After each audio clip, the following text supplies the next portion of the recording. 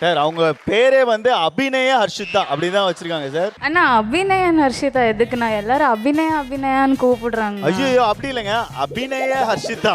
மக்களுக்கு வந்து எத்தனை வாட்டி சொல்லி புரிய வச்சிருக்கேன், புரியாதவங்களுக்கு. இப்போ மேம் ஒரு பாட்டு போடுவோம் மேம், அந்த பாட்டுக்கு வந்து டான்ஸ் ஆட போறாங்க ஹர்ஷிதா, ஆனா ஆட போறது வந்து வெறும் ஃபேஸ்.